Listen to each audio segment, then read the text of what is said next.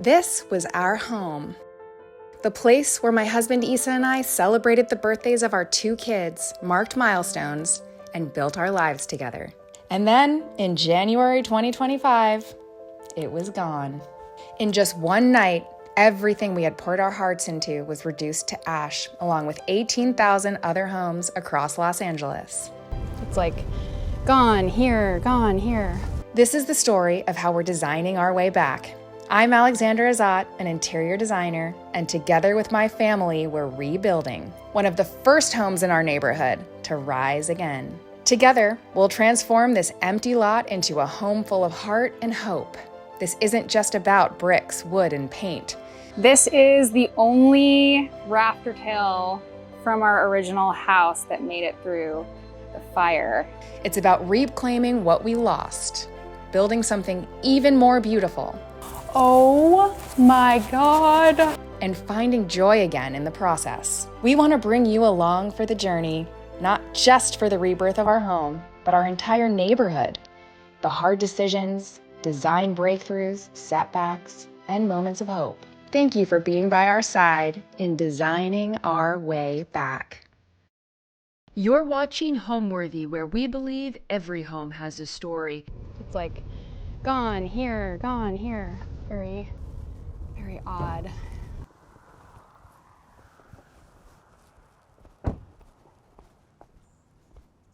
Hi, I'm Alex Azat. I'm Issa Azat. Good to see everybody.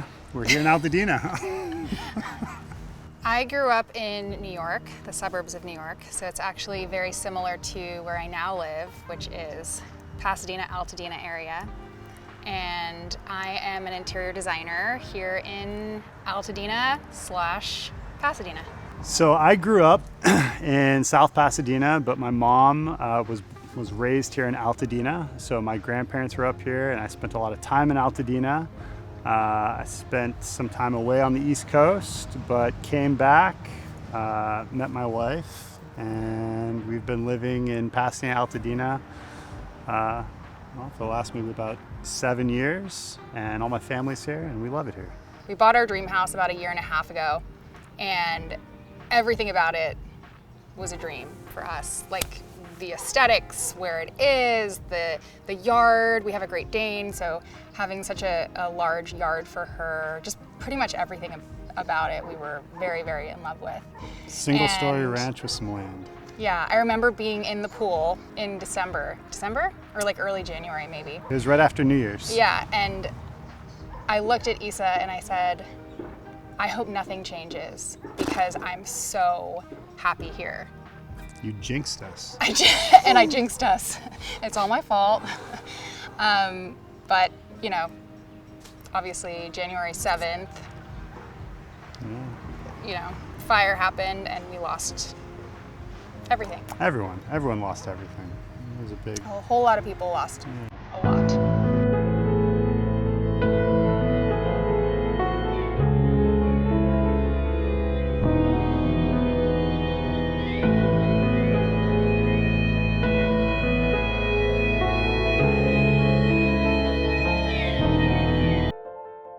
I will never in my life forget the moment I knew our house was gone.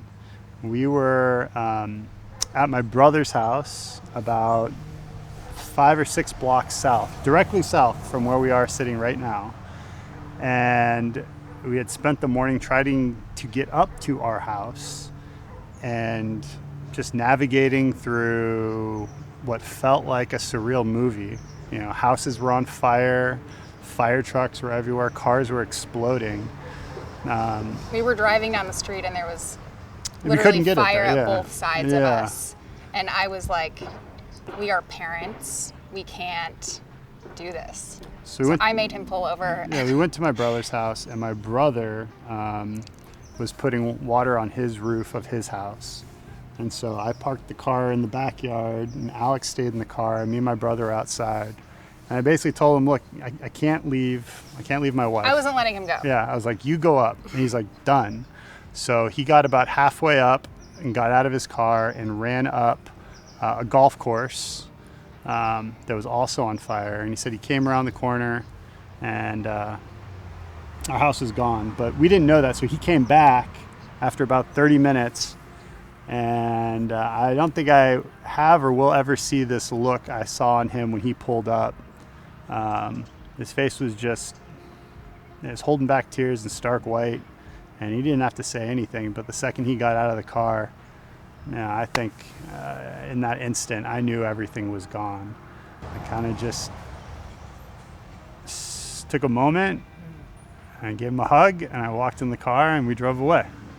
And that was it. And I don't think we said much of anything except a hug, and that was it. I walked away.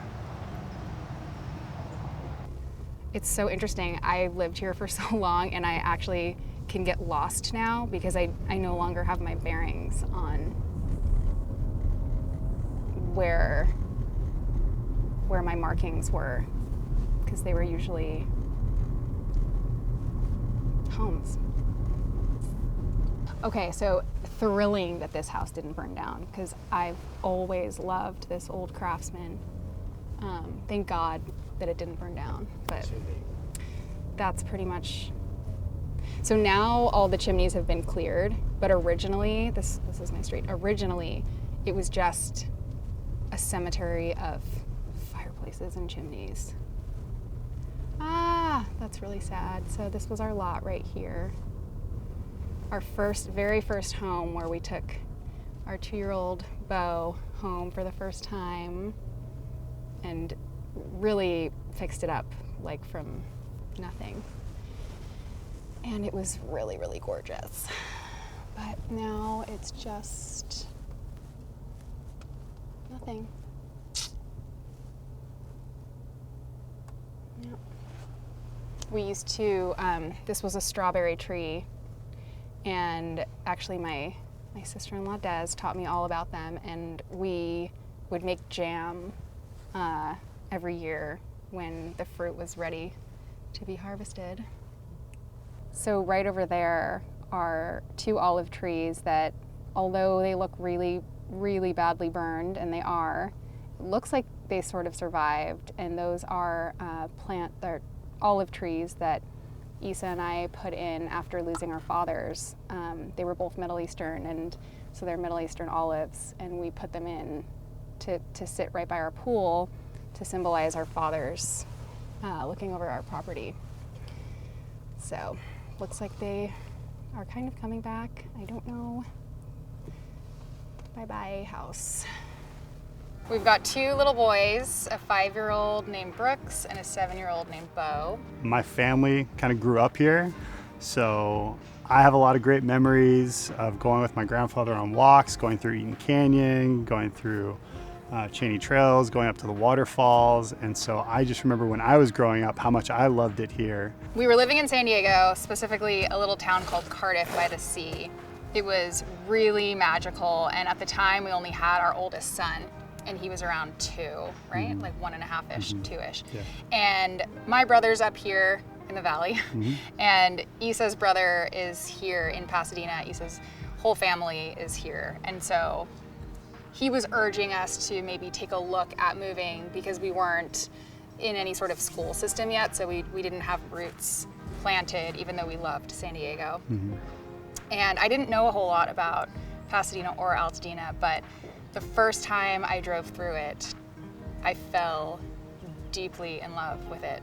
And I think for me, because I'm so aesthetic leaning, I fell in love with the architecture, but I think there's also a nostalgia about Altadena and Pasadena. There's a lot of older homes, a lot of 100-year-old homes that haven't really been touched, or if they have been, they've been respectfully restored. And so they still have this really old world, glamorous feel. And I'm very attracted to that. At Plaster and Patina, we specialize in historic homes. So once I saw it, I was a lot more open to moving up here. It was weird. We went through and looked at, I don't know, maybe a dozen homes all over the place. Like Encino, we looked at a place in Pasadena. We looked at a lot of different homes, and it was the one home that needed the most work that we couldn't say no to. I guess I never saw it that way. I saw it for what it could be. Yeah, 100%. I think that's the magic of old homes. It's not really about what it is right now. It's about how magical all the details are, that they just need like a little bit of respect and attention, and they flourish. You walk into a little cottage in Altadena and it still has coved ceilings and wainscoting and all of these thoughtful details that likely someone wouldn't put into a cottage today. Not many cottages unless it's left. a rebuild and they want to put that historic detail back in because they're attached to it, which is happening quite a bit. It's very odd the way the fire moved because of the wind being so strong. It skipped over some houses, but this house right here, these two houses are the houses right behind mine. So you can actually see my framing from here, which is wild. But then there's some houses that, thank God, are just still standing and still so adorable. And some that it was only the garage. And some, like this corner lot, this was one of my favorite homes to drive past. It was this gorgeous Tudor, and it's heartbreaking to think of it being gone. So we just hope that the people that are rebuilding and or purchasing the lot care to bring back the history to the place. But now we're passing the country club, so the tennis courts are back open and they're starting to host children events again, which is great. I took my kids for the first time maybe a week ago and they were so happy to be back. So little by little we're starting to kind of get used to it, get used to the new normal, and as we normalize with it, it's all a little less sad. So overall, it's feeling a little happier. I would say every time we drive past a house that we didn't realize is gone, it's like a little shot to the gut. But also seeing all of this new framing go up is equally as exciting. We got a call. We only knew that the fire, we didn't have electricity, we didn't have anything. The only reason we even knew the fire was there was because a girlfriend of ours saw it from her house down the hill, and she just kept calling over and over and over again. And by the time we knew about it, it was like right there. Like it was orange outside of our primary bedroom. You know, you could, I mean, so that's the canyon right there. It was like, get the kids, get the dog, we're out. And I didn't want the kids to see it. I had COVID, I was really, really sick. Yeah. I was in the same pajamas that I had been wearing for like 2 days. I hadn't showered. When I left, I didn't even have shoes on. Yeah. No, we didn't. We did not grab anything. Our dog. Our dog. We grabbed our dog. The dog. We did not. not. Really a thing. There was a couple other pets, unfortunately, we couldn't take with us. I used to breed birds, yeah. So we lost them. We lost some pets. If our kids are watching, we let them out. Yeah, no, they they're got away. Flying. Yeah. There's many of them, and they're very happy. It was the day they just lifted the restrictions, and there were checkpoints. They had set a perimeter up with the National Guard, and we found out at 5 o'clock that we had like another hour and a half before they put a curfew on. And so we charged up here, got to the checkpoint, showed our ID, pulled up here, and it was like consoling a family member that was like sick or wounded, and we just wanted to see it. We just didn't like the idea. I didn't like the idea of it being alone. And as silly as that sounds saying right now, I didn't like the idea of my house unattended, even though there was nothing here. And it felt good seeing it. Not good in the sense that it was. I think we were both nervous to come see it. It's like almost like we didn't know how we were going to feel when we saw it. I wanted to see really it. Anxious, it gave me closure. I wanted to see it. It would be like if a family member gets lost, you'd want to find whatever is there, so you could just see it one more time before you know you're never going to have it again. And I think that's what I wanted, and I got it. Yeah. And then we just looked for really the only thing I really wanted to find were my dad's ashes, but they were not findable. So then from there, you know, it felt like just that's a whole other story. going through the motions after that. I think Altadena's become like a part of our like family in a weird way. It's our community. It's like it doesn't feel like home anywhere else, for me at least. I'm very attached to this lot. Like even when we come back and check progress on the house, I don't want to leave. I want to just like get a tent. You don't camp. I don't camp, but I would for this. It's not even a question. Like I didn't even. It was never a question. It was never even a question if we're going to rebuild. Like this is it. This is home. This is where we're going to be for the foreseeable future. So it was never even a thought. Like, what are we going to do? It was, okay, let's go to the county assessor and get our footprint and start and rebuild it. And this is where we're going to be. I think it also feels like, you know, bringing it back to feeling like this is a family member. If you can revive it, you'll do anything you can to do that. And so that was my initial thought, was like, it's coming back exactly like it was. And then of course we made some tweaks here and there, but from the exterior, it is going to look exactly like it was. Our firm is handling a lot of rebuilds, so juggling everything with these really tight timelines, you know, to get permitting in and get moving has been challenging. Our builder is amazing, so he's actually ahead of schedule, which is so awesome, but also puts the pressure on for us having to have every single detail solidified, which it mostly is. I think because this has affected so many people. You know, we are far from unique in this situation. I think in terms of it being a process, it is that, but I will say there's been so many helpful and willing people, even like county government, like bending over backwards to help so many. It's been, you know, as tough as it's been so warm and such like there's been a lot of beautiful moments. Yeah, a with beautiful other humans, process. But then there's also been a lot of hard kind ones. of uglier moments. I think it's kind of the extreme of seeing really great sides of humanity and really dark sides of humanity. Yeah. More good than bad, for sure. More good than bad. Here we are on the lot, and you can see the pool over here. We are going to be doing all new hardscapes around the pool, but leaving the pool's foundational shape. We'll be raising the jacuzzi a little bit, just so that that was one of the things we wanted to do anyway. It kind of, since it's all the same level, it kind of feels like the kids could fall in.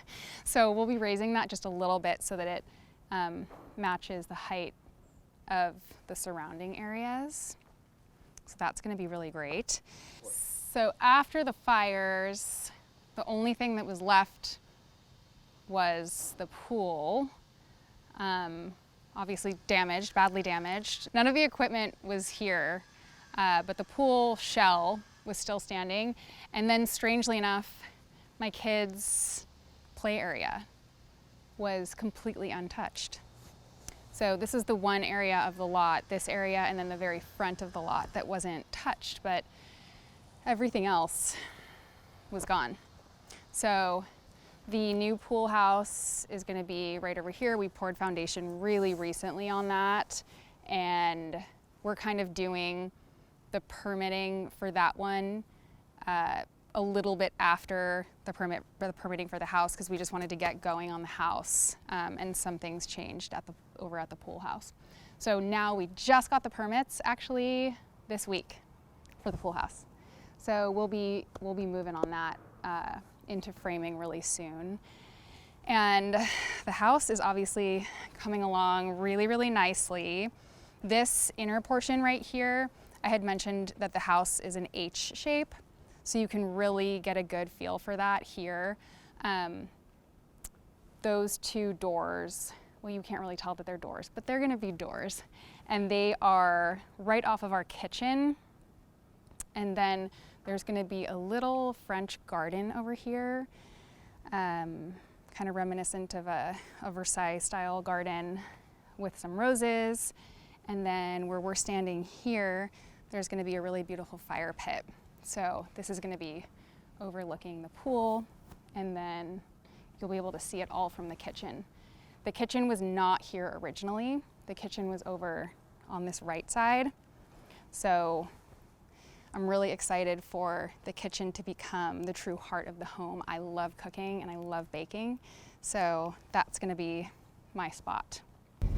So we're gonna drive over to Lake. I'm gonna take you to what was our hardware store. And Issa and I like to do a lot of, I wouldn't say like DIY projects, but Issa is very handy. It's one of the reasons I fell in love with him. And so we would often on weekends go to the hardware store and pick up something to improve. And so this is the hardware store, along with a few other smaller shops, but they are gone.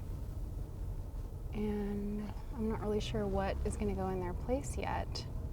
The fire station made it, thankfully, because we're going to still need them.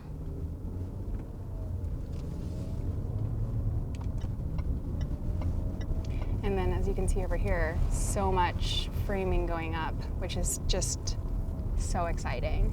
Looks like they're even a step past us. That's that sheeting I was talking about,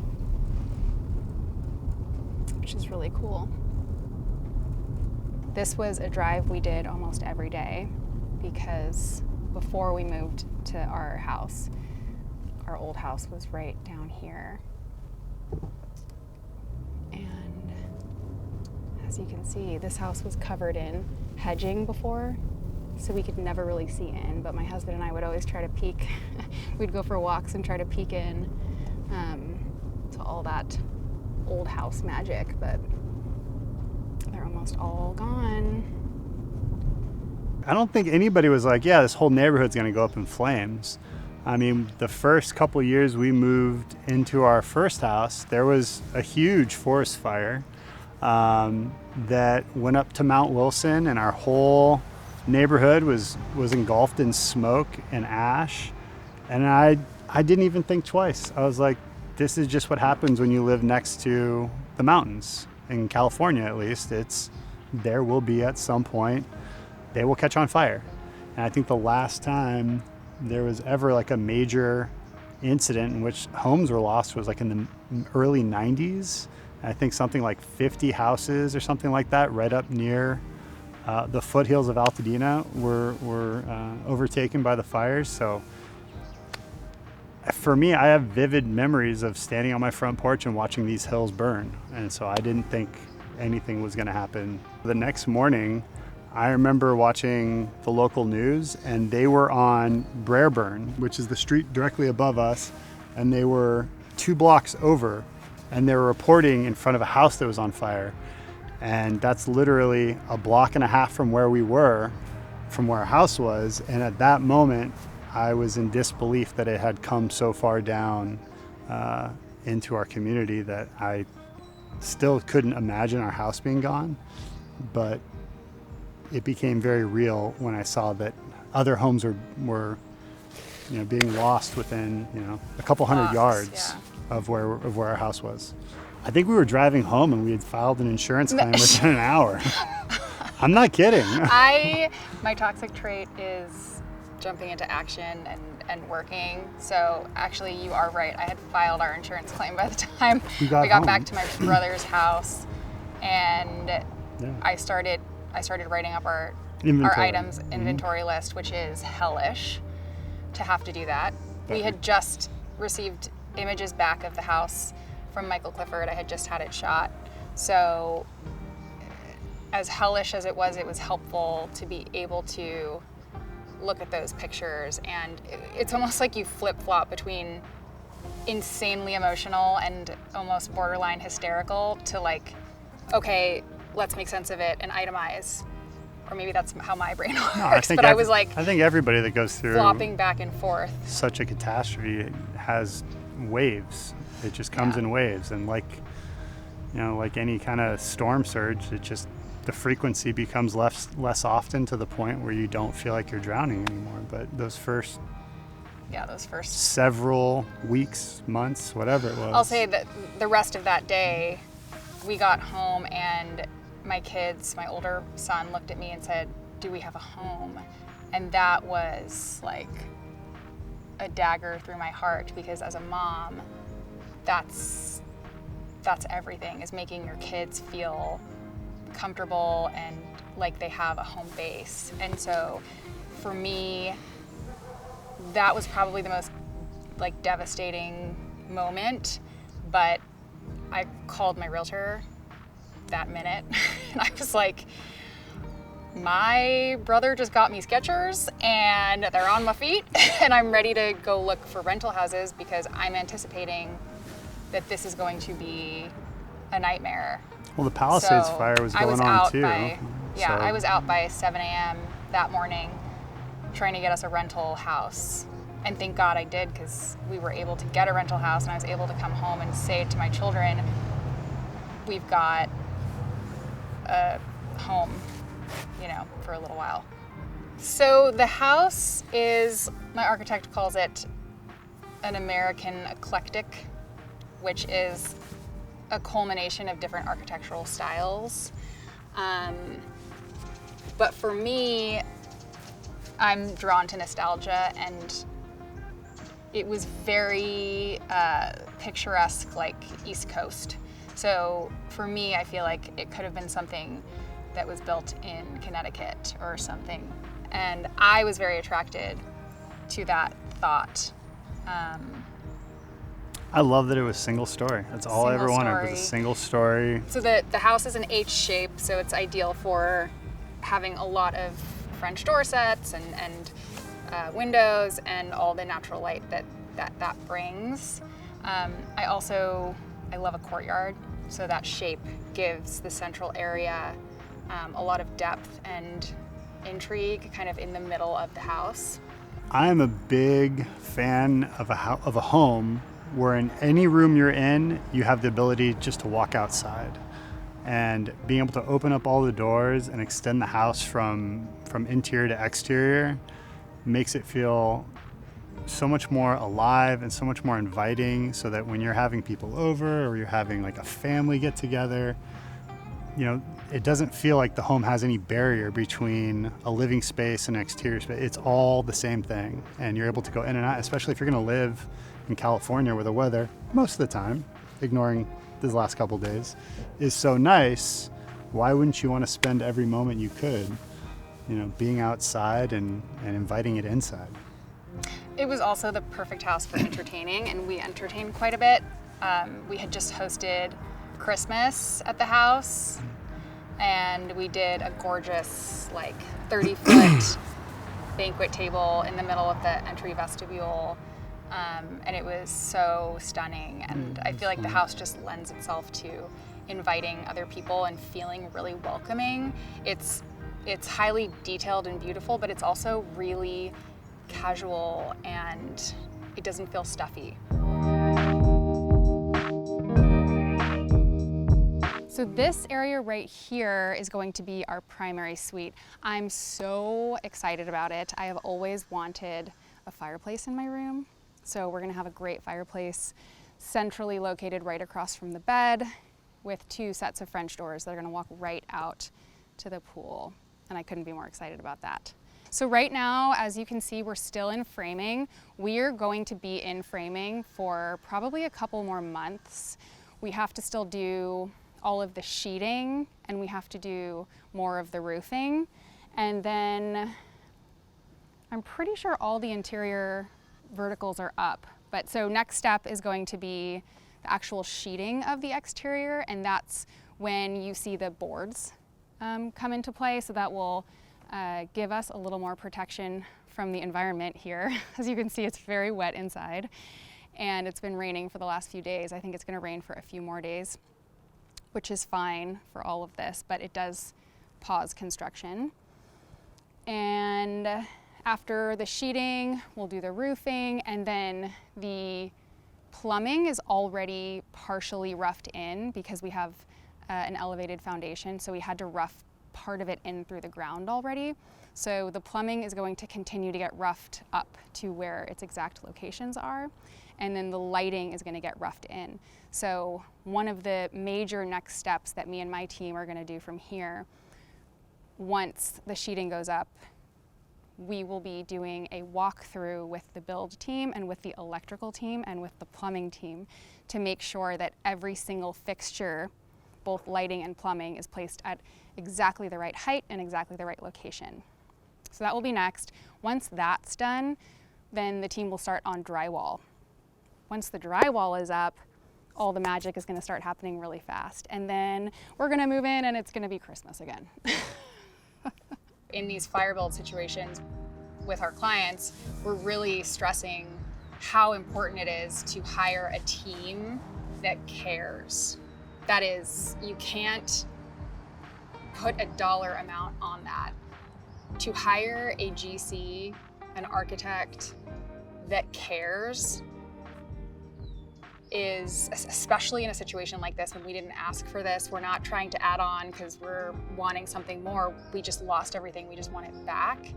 And I think, you know, you're asking for problems if you hire somebody just based on dollars and cents, because it's so much about the relationship like anything else.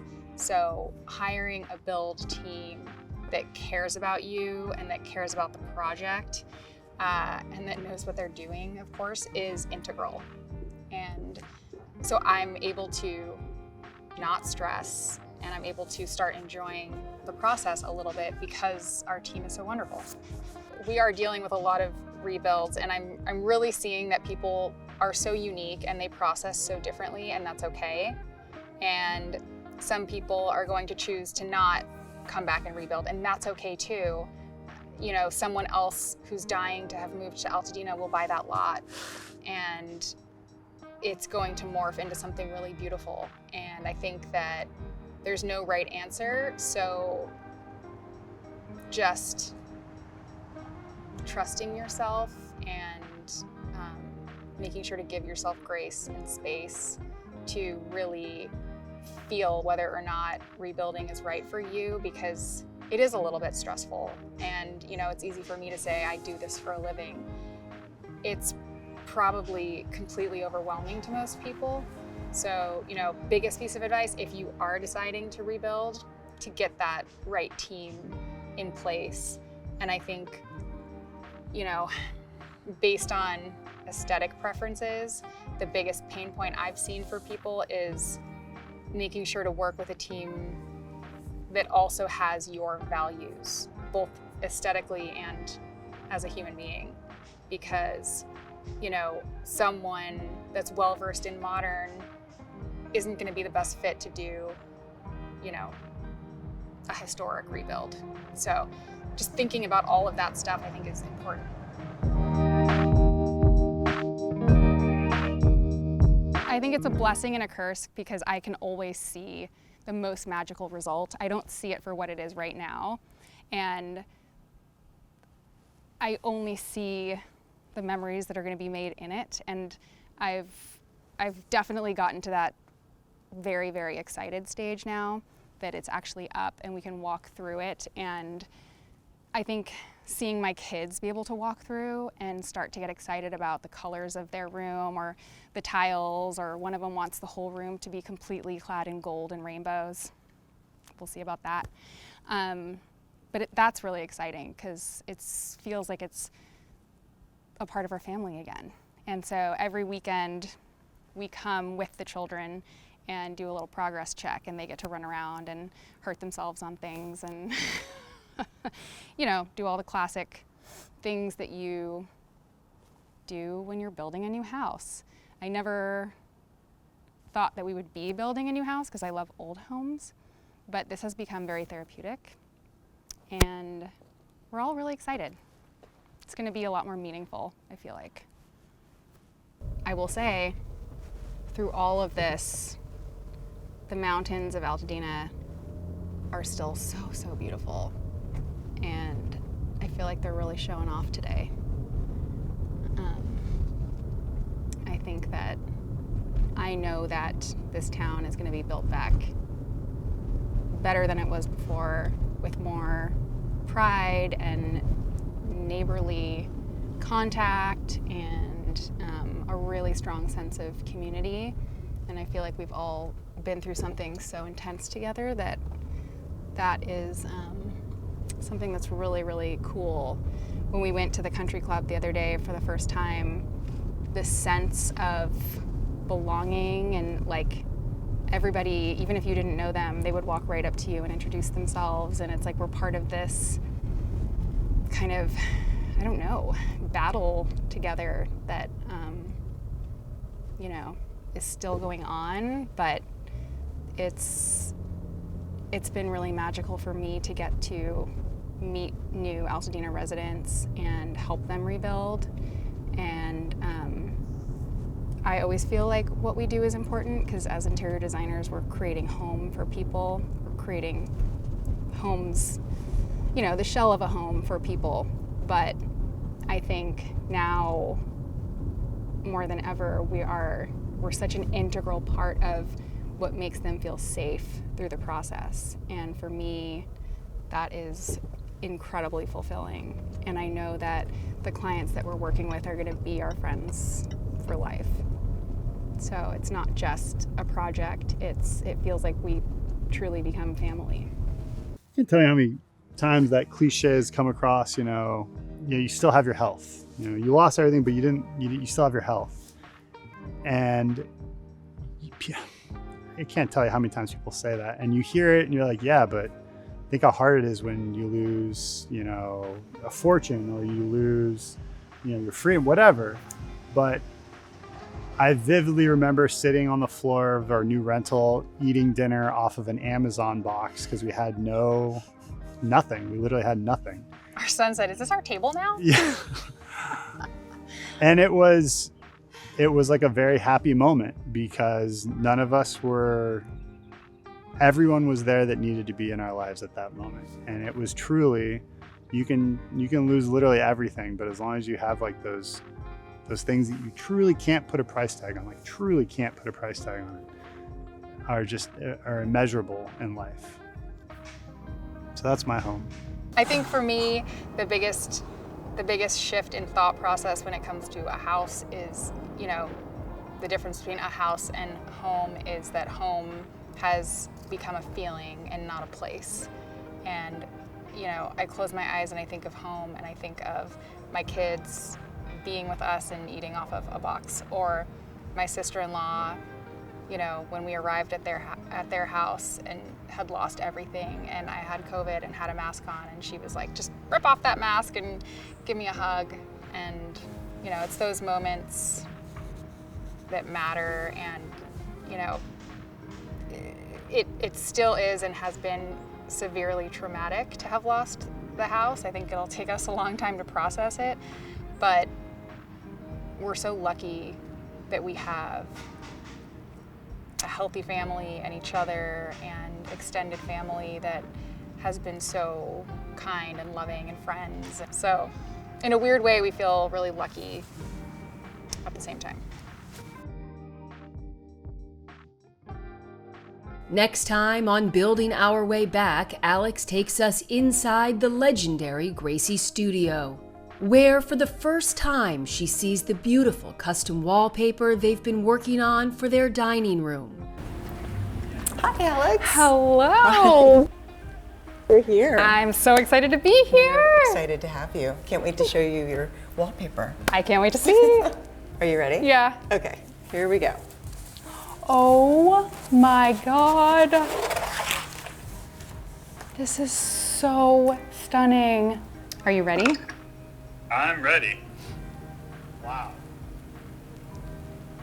Wow. Look at that detail. I know. We believe in options, so we did one with that highly Oh my patinaed. gosh, wait, I love this one too. Oh my gosh. Stay tuned, you won't want to miss it.